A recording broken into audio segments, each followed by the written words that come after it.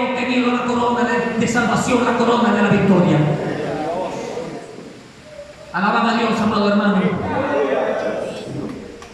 La voluntad de Dios es lo que Dios aprueba y determina llevar a cabo. Solo le concierne a Dios en sus decisiones lo que ha de hacer o lo que no ha de hacer. Hay quienes quieren vivir la voluntad de Dios contradiciendo la misma voluntad de Dios. Y usted dirá, ¿cómo es eso? Escúcheme. Hay quienes quieren vivir dentro de la voluntad de Dios contradiciendo la misma voluntad de Dios. Se lo voy a explicar.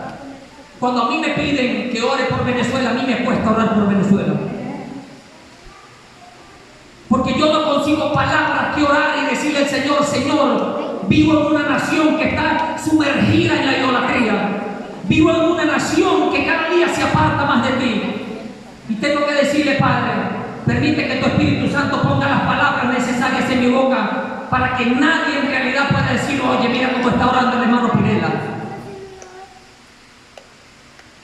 Hay personas que es lo que se ha puesto de moda en Venezuela, irse del país. Y hay personas que se van del país y dicen que se van dentro de la voluntad de Dios. Ejemplo, hay madres que se van y dicen que se van a otro país, sobre todo a los Estados Unidos, dentro de la voluntad de Dios, y abandonan a sus hijos. ¿Será que está dentro de la voluntad de Dios? No, hermano. Discúlpame. La Biblia me dice a mí que la honra de la mujer son sus hijos. Y cuando tú abandonas a tus hijos por cualquier circunstancia, tú estás diciendo que no importa la honra que Dios te dio, no te interesa, te sabe a nada, por eso te vas y dejas a tus hijos abandonados. Estás viviendo dentro de la voluntad de Dios, quieres vivir dentro de la voluntad de Dios, pero contradiciendo la voluntad de Dios.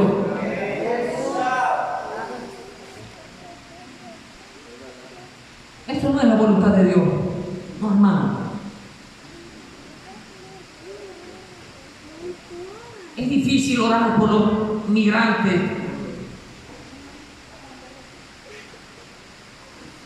iglesias en el centro del país que se han quedado solas porque hay pastores que han dicho, me voy al extranjero a buscar el sueño americano porque la situación en Venezuela cada día es peor y me voy a ir a buscar una mejor vida. ¿Cuál mejor vida que la de servirle a Dios? ¿Cuál mejor vida que la de depender de Dios?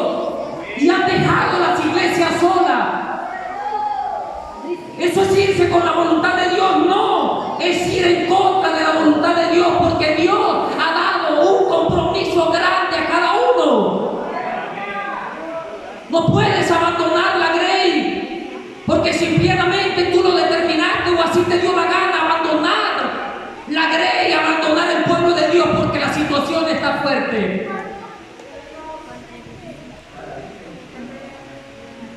Moisés,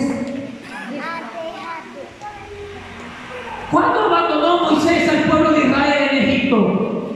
Ganas tuvo de hacerlo. Tuvo cómo hacerlo y se lo dijo en varias ocasiones a Dios. Ese es el pueblo que tú sacaste. Mas, sin embargo, Moisés determinó hacer la voluntad de Dios. En el mismo desierto, Dios decreta algo a Moisés y le dice, tú vas a fabricar algo que se llama el tabernáculo donde yo voy a habitar. ¿Y de qué manera terminó Moisés fabricando el tabernáculo? Conforme a como Dios lo había decretado. No hizo nada, Moisés no fabricó nada que no estuviese de acuerdo a los criterios de Dios, es decir, de acuerdo a la voluntad de Dios. Y los que aportaron para fabricar el tabernáculo de Dios, dice la Biblia que Dios le dijo a Moisés, háblale al pueblo de Israel y dile que cada varón que tome una ofrenda para la hechura del tabernáculo tiene que ser una ofrenda tomada de voluntad propia, no porque yo se lo estoy obligando. ¿Está escuchando? Eso es una enseñanza para cada uno de nosotros. Dios nos ha llamado a servirle no porque Él ha creado roboces, No, Dios nos ha llamado a servirle porque Él ha determinado que en su voluntad, tu voluntad le sirva a la voluntad de Dios. Eso es lo que Dios quiere, pueblo de Dios, iglesia de Cristo. Amén.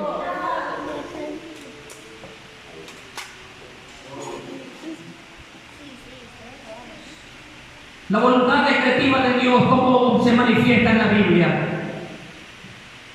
La voluntad decretiva de Dios se manifestó en Abraham primeramente. Allí comienza la voluntad decretiva de Dios, por lo poco que he podido indagar en las Escrituras. Comienza en el libro de Génesis, capítulo 15, verso 13. Cuando nosotros leemos la historia de Abraham, no Abraham. Cuando nosotros leemos la historia de Abraham, vemos que Abraham era un hombre que ciertamente vivía en Ur de los Caldeos y era un hombre con muchísimo dinero, mucho dinero. Lo había heredado de su padre. Mas sin embargo, Abraham escucha la voz de Dios y Dios le dice: sal de Ur de los Caldeos. Eso está en Génesis capítulo 12 en adelante. Y Dios le dice: sal de Ur de los Caldeos, porque en ti voy a hacer algo que no he hecho en nadie. De ti voy a hacer una gran nación. De ti voy a hacer un gran pueblo que viva conforme a mi voluntad. Y Dios decreta en el capítulo 12, capítulo 13, 14 y 15, Dios decreta un sinnúmero de promesas dadas a Abraham. Pero cuando Dios le cambia el nombre a Abraham, se lo colocó por Abraham, porque Abraham significa un hombre que vive cómodamente. Y Dios le cambia el nombre y le da el nombre de Abraham. Y allí Dios, en el capítulo 17 y en el capítulo 18 de Génesis, Dios decreta en Abraham algo. Y le dice: en ti serán benditas todas Las naciones.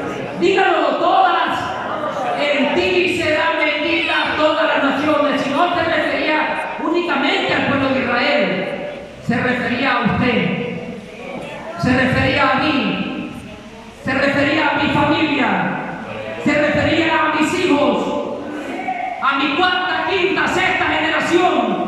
A eso se refería esa promesa. Pero miren lo que es la voluntad decretiva de Dios. Dios en el capítulo 15, el verso 13, Dios le dice algo a Abraham y hermano. Y usted dirá: wow, de verdad que Dios es raro.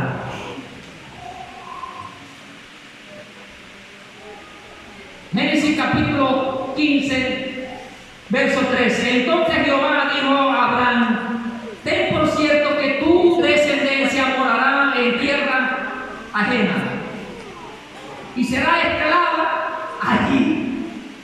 Oye, ¿cuál es este Dios que acaba de decirle a Abraham que le iba a bendecir toda la familia y su descendencia sería incontable como las arenas del mar? Y ahora me consigo un versículo de la Biblia donde me está diciendo que el pueblo de Israel va a descender a una tierra ajena y que allí va a ser esclava. ¿Qué es este Dios?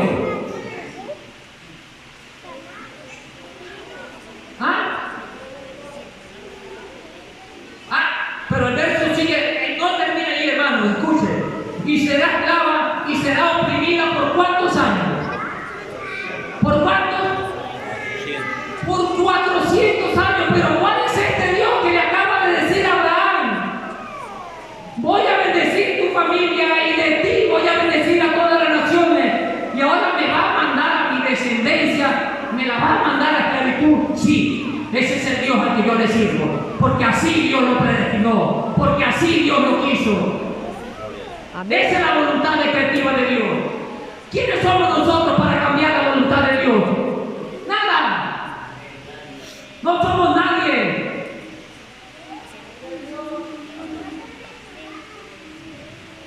Juan Calvino dijo que el ser humano delante de la presencia de Dios era como buscar algo microscópicamente y que tú no lo consigues.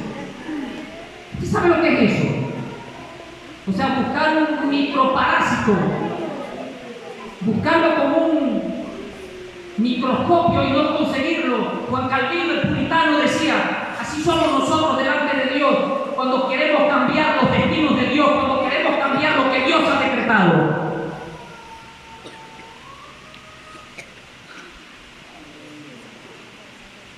Esto no termina allí, hermano.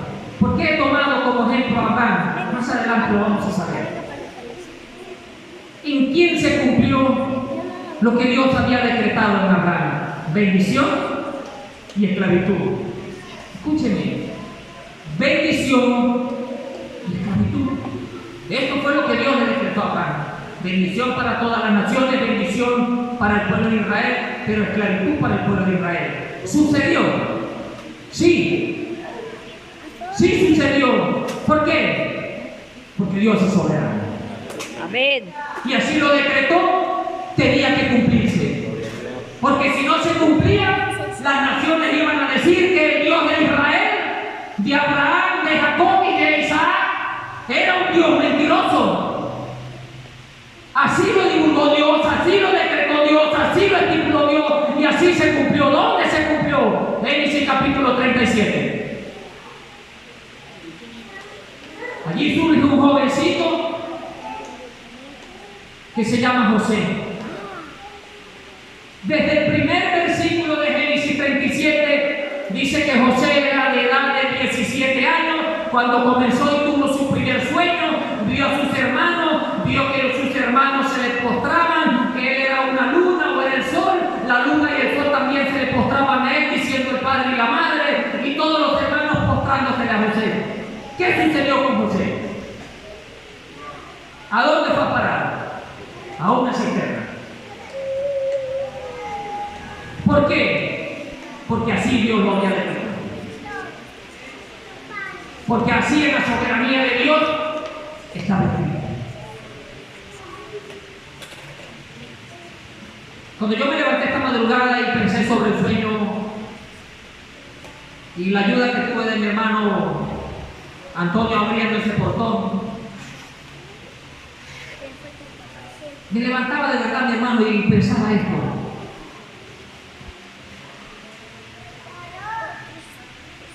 Si Dios viniera ahorita,